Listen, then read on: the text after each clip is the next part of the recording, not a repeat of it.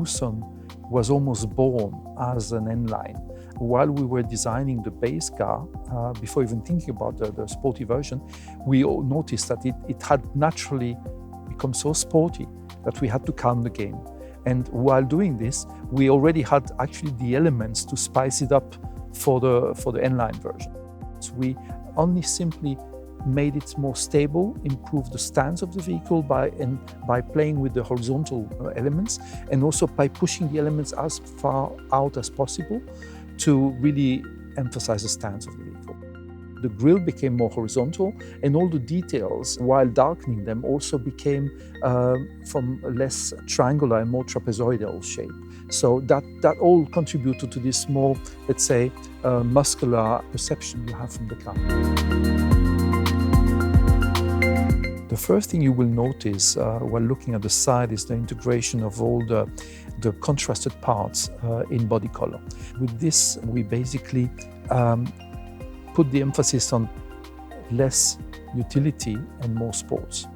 We highlighted the lightweight character of the wheel by reducing the amount of diamond cut elements. So you will notice the contrasting elements are much thinner, emphasizing the dark aspect of the wheels to give a bit more of a dominant role to the technical elements of the car, like the brakes. That was important for us. We horizontalized all the elements on the lower part of the bumper, pushing them to the extremes of the side. On the interior, you will see mainly the trim, which has been the red stitching, the darkening of the elements as well, in order the sportier contoured seats. All the elements are basically giving you an atmosphere of what I would call a professional atmosphere. We don't want to be racy. We want to give a feeling of a professional tool, which is precise, which is sharp, which is the perfect companion for the job.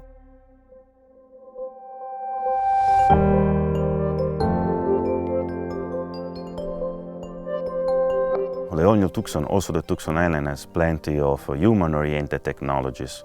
For example, the fully digital cockpit features a 10.25 open cluster without a hood and a large infotainment touchscreen for an intuitive and a high-tech user experience. As the all-new Tucson, also Tucson N Line has the most comprehensive safety package in its class. It features systems like the Highway Driving Assist, which is a system who can automatically adapt the speed for every incoming bends on the highway, while upon exiting from the curve, the speed will come back to the preset level. Another example of feature unique to this segment is the blind spot view monitor, which shows in the supervision cluster the rear side of the car when the driver is activating the turning signal. Those are just two examples, but there are plenty of other safety features who can help the driver in preventing from collision or improving visibility. The Tucson N Line features indirect air vents with multi-air smoke technologies. This system creates indirect airflow while keeping the overall wind volume stable in the cabin. When it comes to powertrains, the Tucson N Line will be available with diesel and gasoline with 48 volts mild hybrid as option, hybrid and plug-in hybrid variant. I would say that next to the 265 PS plug-in hybrid and the 230 PS hybrid version, the 180 PS 1.6 turbo GDI 48 volts mild hybrid is definitely an highlight too. In case of new Tucson, we had the chance to improve ride and handling using the ECS possibilities. Normally we can either improve the handling and give up some ride comfort, or opposite. But with the ECS, we can improve both. From an engineer's point of view, ECS is a pretty cool tool. You can change the vehicle characteristic with only a few clicks, and you don't have to wait until the guys in the workshop have changed some part. For vehicle stability, we measure the acceleration of the vehicle body in all 6 degrees of freedom. For linear motion like heave, or for rotational motions like roll or pitch motion. And for the N line, we used a different set of parameters reacting to these vehicle motions quicker and stronger. Tucson is a family car and you don't want your kids in the back to be shaken on every little obstacle. We had to find a good compromise, and we wanted to maintain the really good ride comfort of the baseline and keep it in our N line and just spice it up a little bit. For tuning the ECS suspension perfectly, we'll be driving up and down the road again and again till we are really satisfied with the result.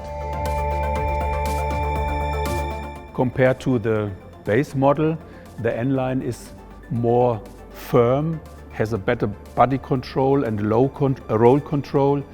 The steering has a little bit higher weight. We increased the steering effort slightly to give a more sporty feeling, more connected feel.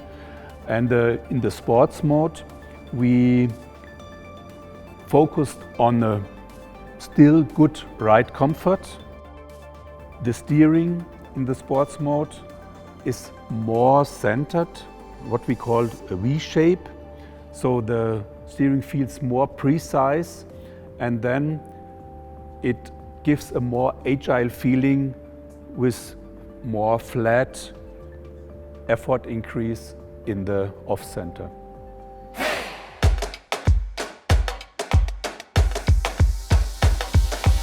On the motorway we can feel the very precise steering, especially in construction areas. We have the benefits of this precision.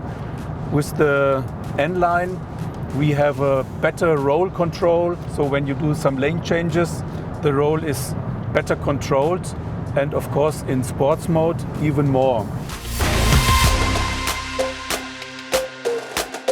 On curvy roads in the mountains it really feels nice. The night-weighted steering, the torque build-up, that in normal mode really good corresponds with the lateral acceleration. The preciseness of the steering, the preciseness and the body control of the ECS. When you switch to the sports mode, you can feel an even more centered steering. Especially the on-center is a little steeper in the effort built up, while the off-center is not significant higher. The question always is what makes a sporty steering, and the answer from our point of view is not just make it heavier.